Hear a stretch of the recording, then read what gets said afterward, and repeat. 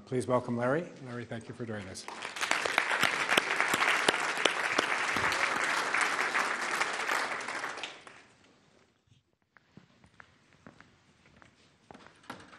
Thanks very much. I got it.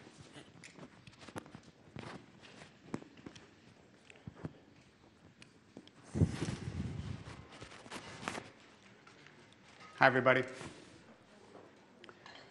Well, there's really hardly anybody I admire more as a thought leader in this space than Roger Martin. And I noticed that he gave you a plug for a terrific magazine. I'll agree. You should get your Journal of Business Strategy as soon as possible. But I just can't stop myself. I got to plug my own magazine. This one just arrived yesterday. Crappy magazine.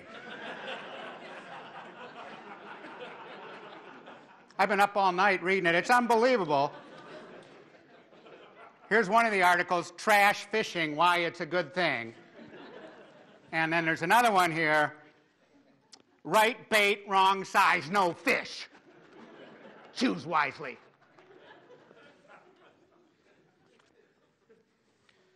Today at lunchtime I had to go back to the office and work with a client.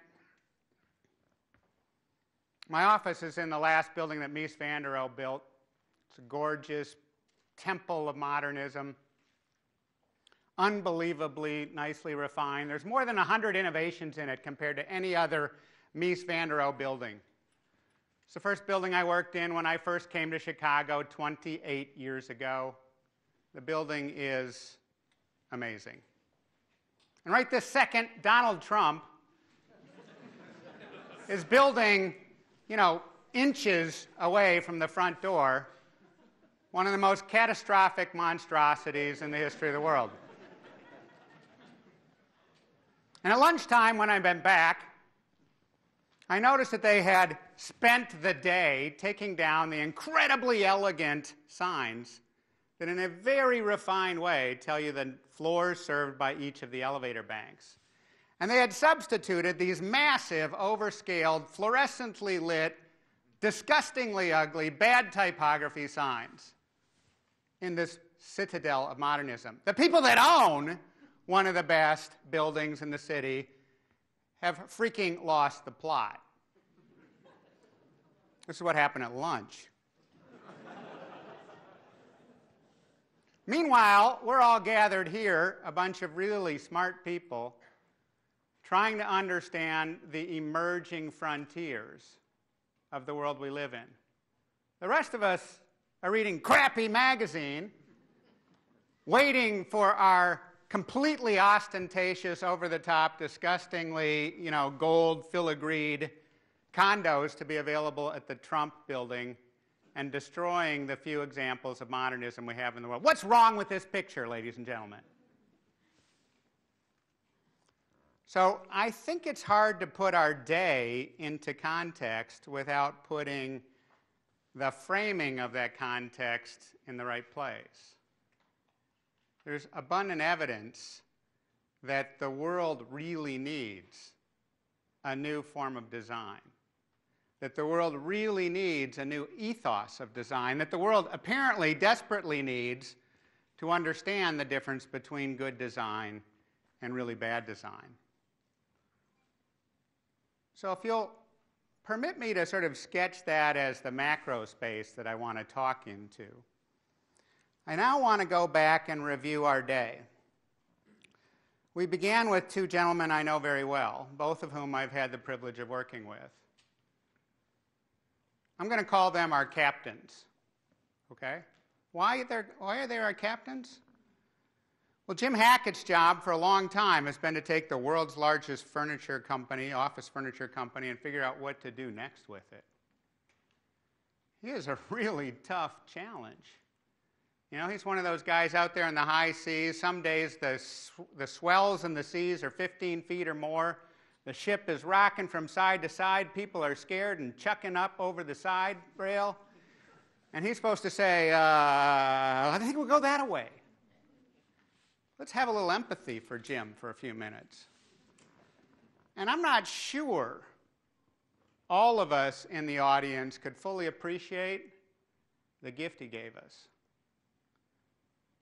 I want to tell you what I took away from it. By the way, parenthetically, I hate it when people are supposed to do wrap-ups for conferences. I have no idea what you should think about today. I have absolutely no idea how these different pieces and parts connect to each other. And I'm not going to do anything to impose my structure on you, okay? But I want to tell you what I really appreciated out of what Jim said. I've been inside lots of companies that increasingly have, type A personalities that have been trained systemically in schools that have absolutely none of the ethos and value system that Roger Martin is trying to install at Rotman. The name of the game inside of most corporations, even 1/10 the scale of Steelcase, is to never, ever sell a moment of uncertainty. The name of the game is to regale each other with polished presentations. Some of the companies I've worked in, really great, big companies, the polish level is so incredible. You can talk to somebody in the hallway and ask them a random question, and they will answer in 3 perfect PowerPoint bullet statements about anything. It doesn't really matter what you ask them. They're just so well trained. Their minds so sharp that they can immediately defeature any complex question in the world into these kinds of instantaneous, polished sounding certainties. What has Jim tried to do? He's tried to expect everybody at Steelcase to be curious about a world that's changing faster than our species has ever seen before. What else has he tried to do? He said, you got to have a point of view. You got to be able to consciously articulate it. I think it's going to probably take a decade before other CEOs catch up to what Jim has learned to do. It's extraordinary. And there's all kinds of people that would look at it and they would mistake the thoughtfulness of it, the changing of the pace, the changing of the expectation for weakness, for silliness, for a waste of time.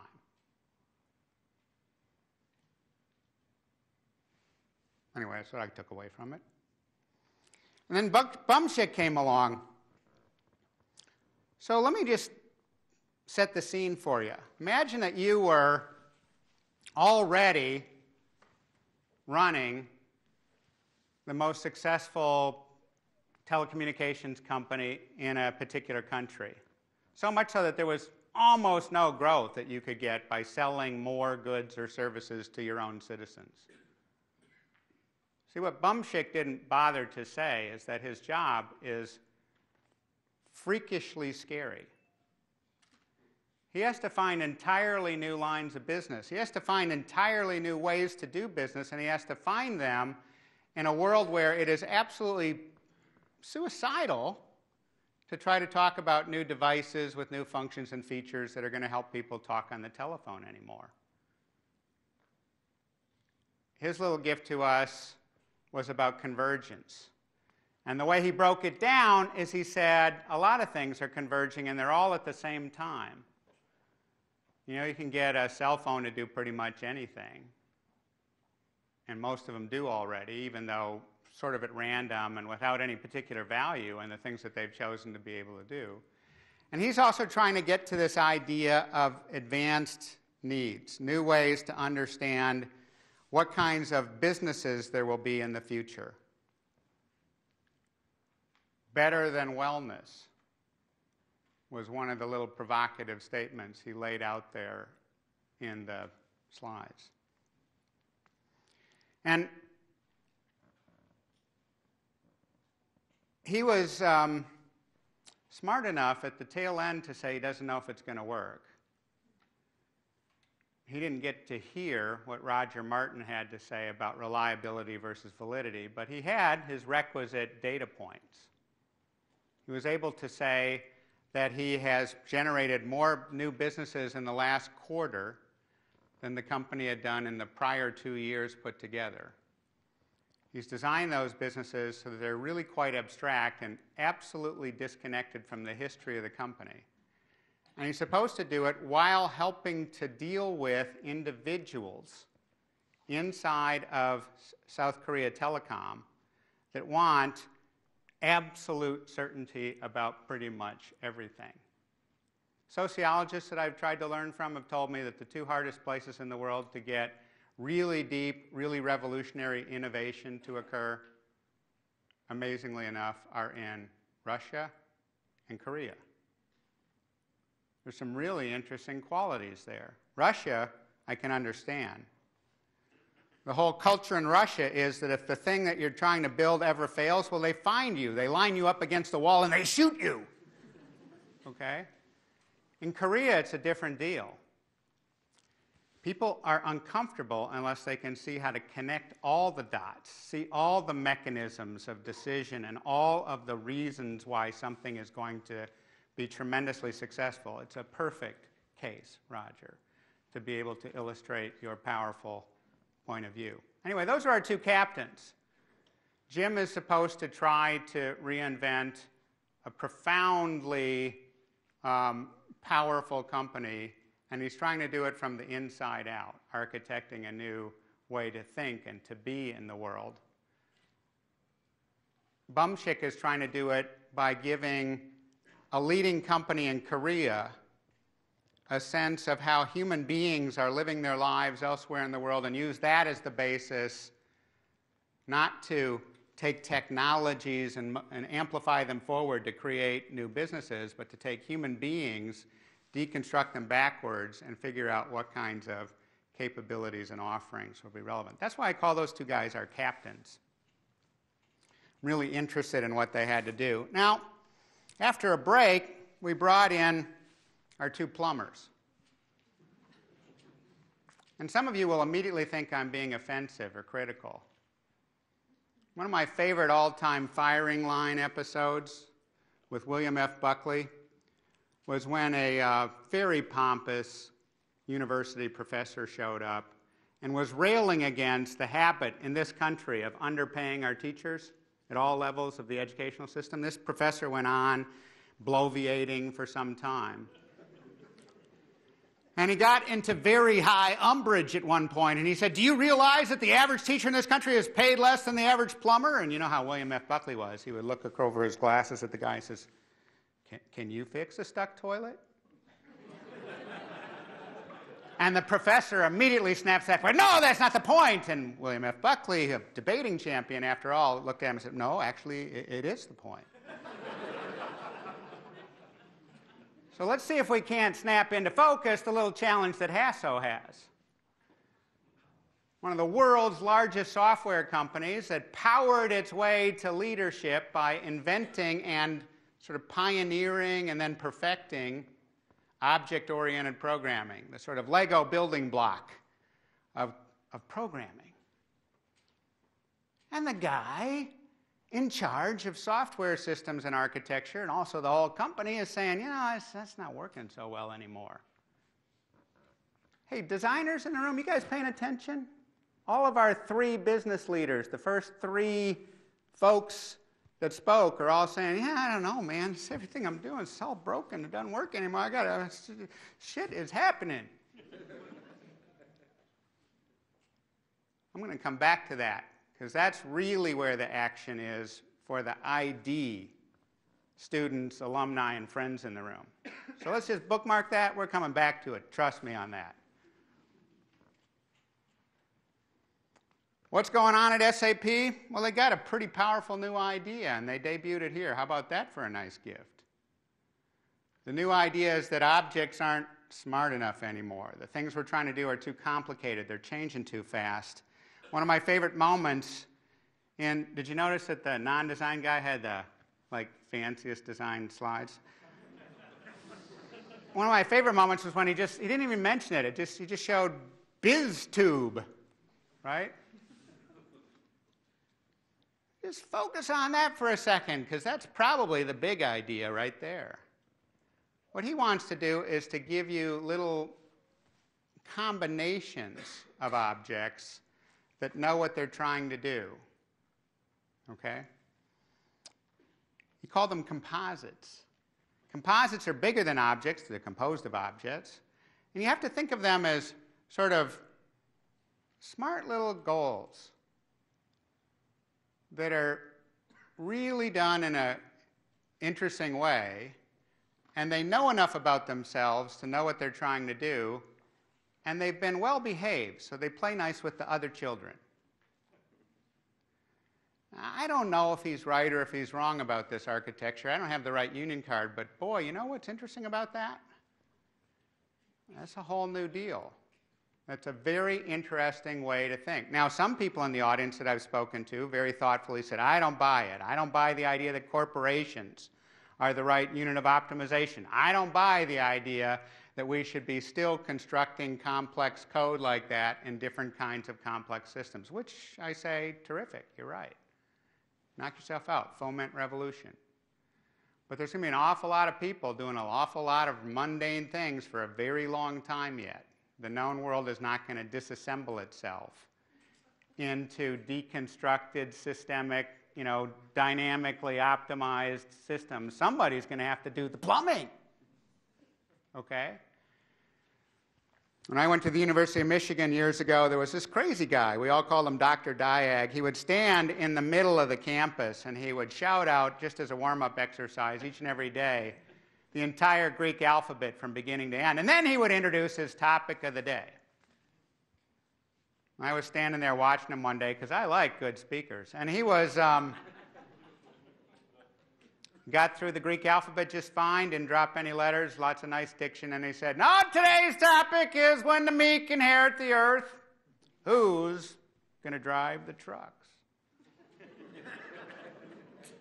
And I got to tell you, I've been baffled by that ever since.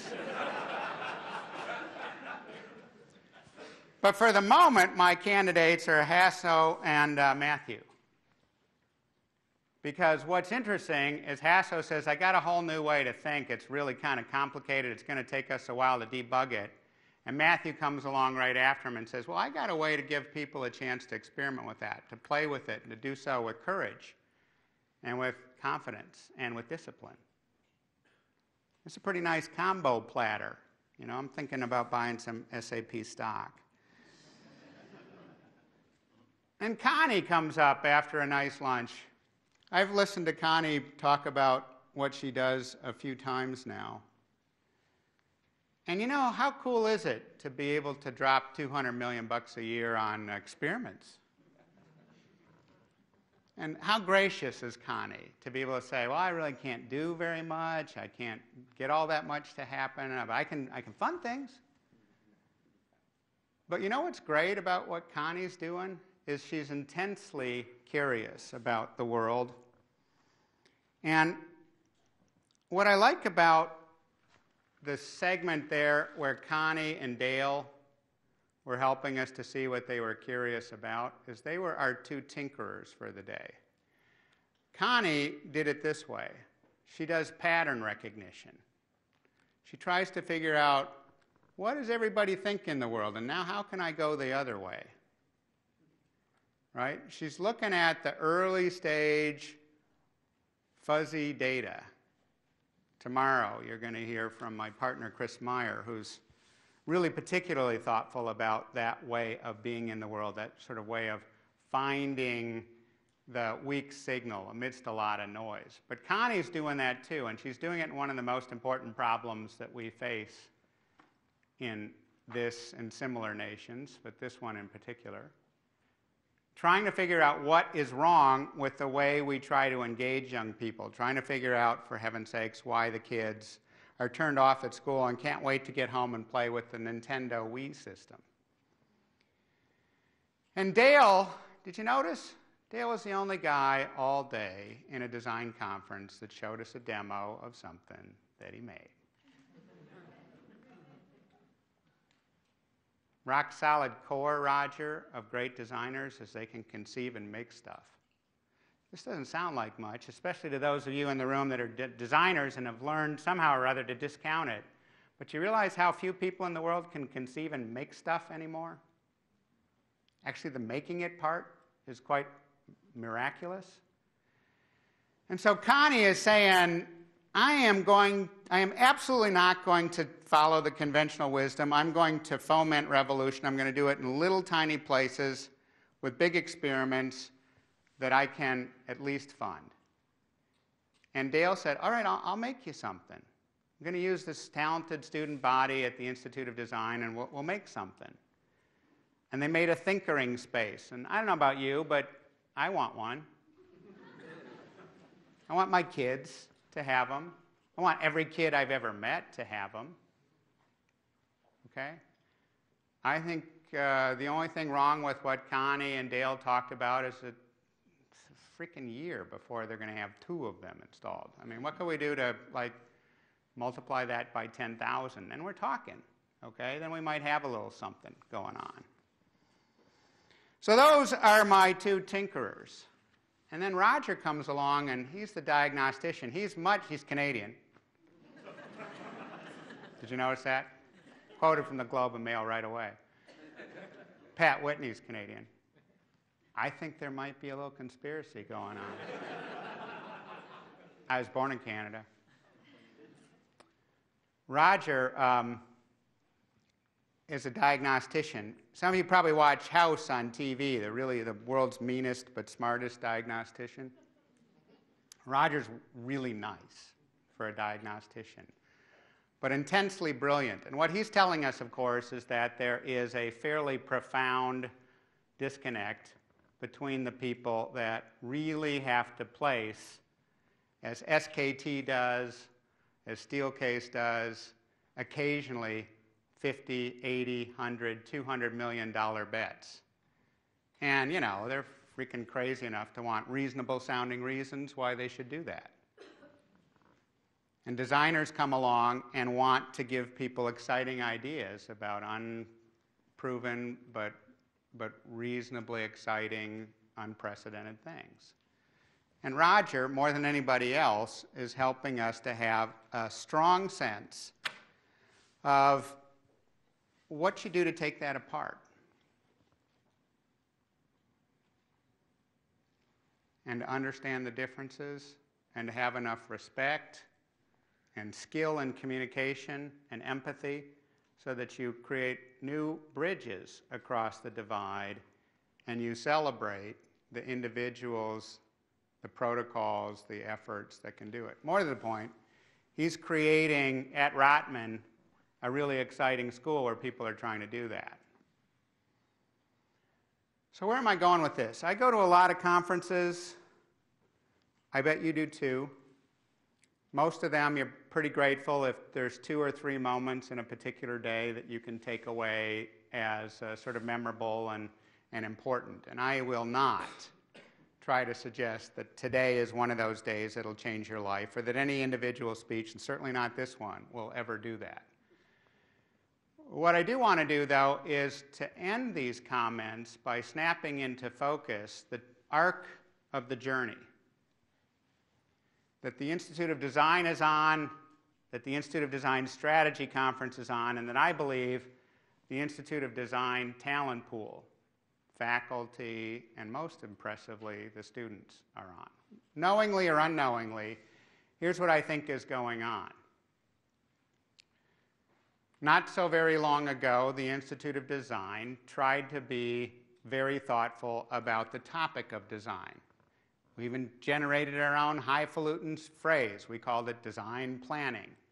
And we acted like all cultish groups ever act. You know, we developed a special secret kind of lexicon, and we sneered with derision at everybody that didn't understand it already.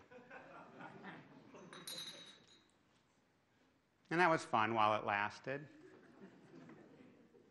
But look what's going on.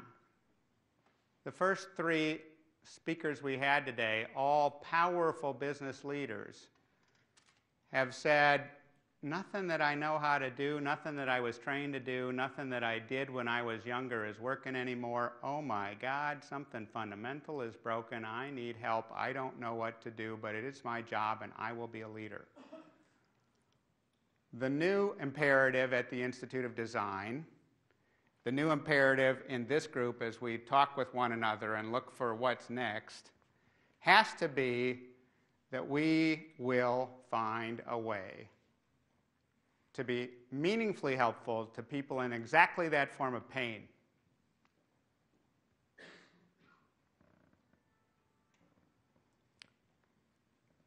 Ten years ago, it might have been good enough if you were an ID student to be better at design than other designers.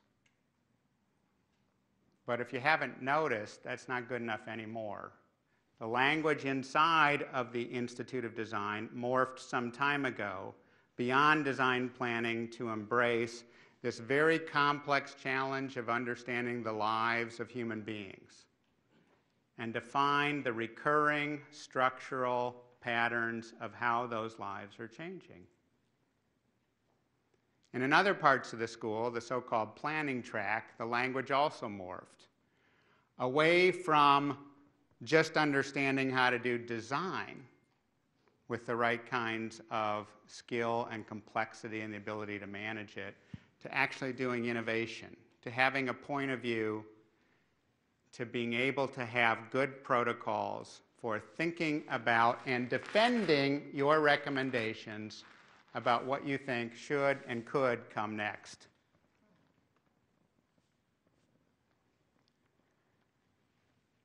Well, let's stand in the future together for a few minutes. I believe that the Rotman School is the first business school to reinvent itself. And I think what it's reinventing itself to become is a school that expects of its students that they won't just be brilliant analysts, but they will also be comfortable with and skilled at synthesis. That they won't just take apart the known world, they will also be able to build the new world.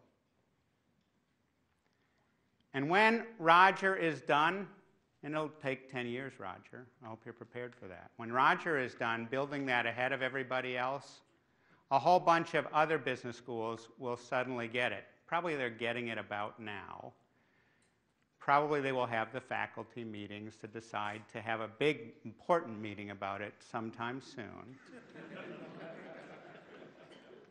At that important meeting, they will vociferously debate it, and most will reject it out of hand. But slowly, steadily, the real world will creep in, and they will discover that in the world of analysis these days, here's what happens. The top 10% of the graduating class from Yale and Wharton and Stanford and Harvard and all the other great business schools around the world get hired at McKinsey and at the other first-tier consulting firms. And what do they do for a living? Well, they go sell services to their classmates who get hired at very large corporations. Okay? And that's actually a really uncomfortable position to be in. Think about it for a minute. If you're in a great consulting firm these days, in the old days, like 30 years ago when consulting was new, you actually knew a bunch of stuff that other people didn't know. Now you got trained at the same schools, and everybody shares the frameworks, and there's no secrets anymore about how you do this brilliantly. That's why Rotman needs to be where it is, Roger. You know this better than I do. The man was a brilliant pioneer in consulting.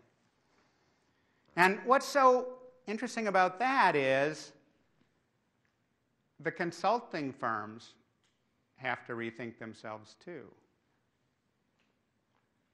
And they have to become good, not just at analysis, but synthesis. Anybody got where I'm going yet? The little trap I'm setting up for the ID kids? If everybody else is doing it too, what are you going to do? If the best business schools start to do it and the consulting firms catch up, what's the new imperative at the Institute of Design? What's the new imperative for the people that attend this really important conference that seems to get stronger and better every year? Well, I think, I'm just guessing here, but I think we have to be able to be productively curious. We have to find second-order and third-order derivative patterns of how the world is changing. We need to snap them into focus really quickly.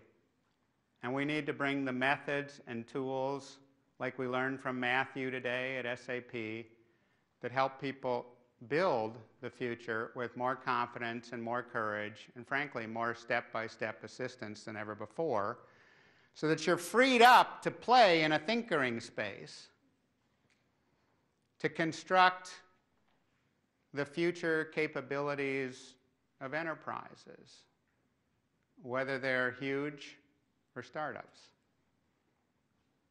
And what you hope is that somehow or other the tools in the thinkering space will keep you from screwing it all up, while the skill that you bring will help you to amplify the discoveries that you're making and build something new and remarkable with it. Anyway, that's one possibility. It pretty much depends on getting this moron that we have running our country out of office, because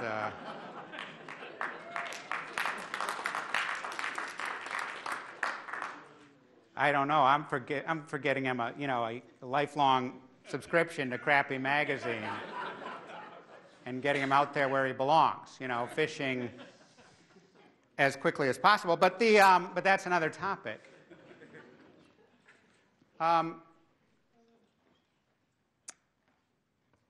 When you come to the ID Strategy Conference, you can see that little peeks, little glimpses of this arc that I'm describing, the journey that knowingly or unknowingly, I think we're on together.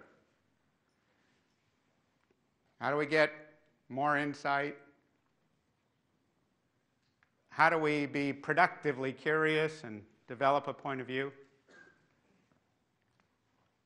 How do we get a synthesis engine, maybe with nice new modules that are smarter than ever before and more robust than ever before, but we can combine them more rapidly than ever before?